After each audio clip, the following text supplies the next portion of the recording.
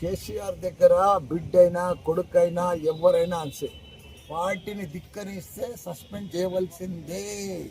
Second option లేదు. కేసీఆర్ అంటే మీకు తెలియదు, ఆయన ఒక పెద్ద ఇది యుగ పురుషుడు భారతదేశంలోనే. అలాంటి మనిషి బిడ్డే కొడుకు, ఆయనకు ప్రజలు ఇంపార్టెంట్, తెలంగాణ ఇంపార్టెంట్, బిడ్డే కొడుకు కాదు. కాబట్టి ఆయన దేనికైనా తెగిస్తాడు. అలాంటి మనిషి మనకు దొరకడమే, కేసీఆర్ లాంటి దొరకడమే మన అదృష్టం. అంటే కాళేశ్వరం అంశంలో కాళేశ్వరం లేదు, ఏం లేదా.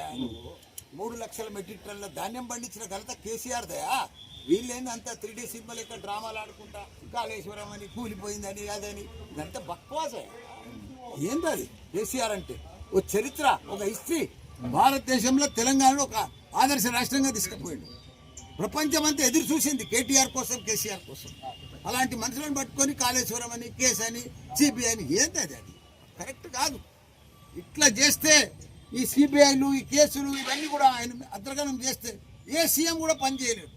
అంత గొప్ప సీఎంను పట్టుకొని ప్రపంచంలో ఎత్తైన ప్రాజెక్టు, లిఫ్ట్ ఇరిగేషన్ ప్రాజెక్టు కడితే దాంట్లో ఒక రెండు పిల్లలు పోతే కుంగిపోతే ఉంటున్నా. ఇంత పెద్ద వర్షాలకు ఎట్లుంది అది?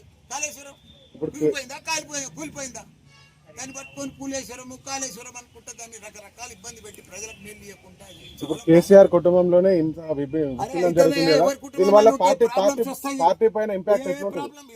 దేశమంతా వచ్చినాయి. దేశమంతా సస్పెండ్ చేయలేదా? వాళ్ళ బిడ్డలను, వాళ్ళ తమ్ములను, వాళ్ళ కాకాయలను, వాళ్ళ బామ్మర్దులను దేశమంతా అయింది.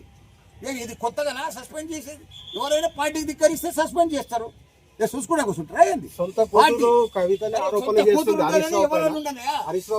చేస్తారా? అందుకే కదా సస్పెండ్ చేసింది.